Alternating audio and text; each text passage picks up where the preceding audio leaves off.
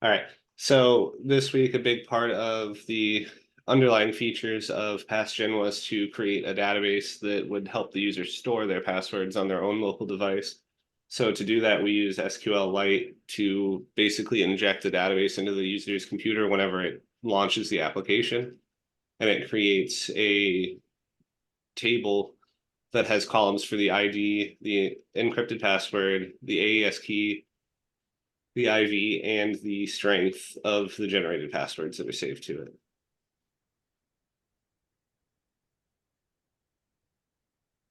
Which feeds into what Charisma worked on this week, which is a way to provide that as feedback to the user. Your turn. Yeah, so I added an export button on the password history window, which allows users to save their passwords as a .txt or CSV file for safekeeping.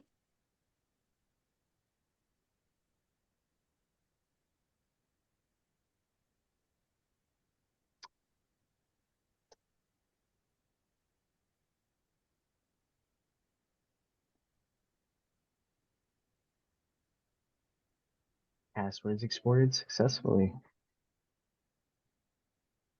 All right, Ryan, do you want to go over your UI documentation? Yeah. All right, so here we just have a quick user startup guide that kind of leads the user through the process of the tests that we have implemented into the program so far. I feel like it's pretty straightforward and the user will really benefit from this, just to get a quick bearing of the program.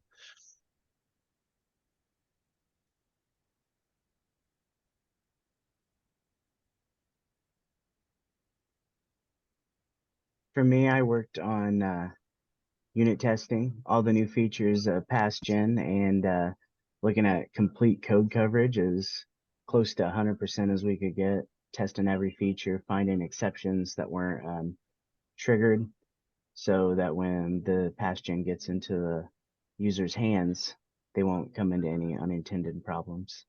So I think we're On that, we've also started implementing a logger to catch those exceptions and give the user their own feedback. So that if they're having issues with their machine or the database itself, they can actually self-diagnose some of the problems.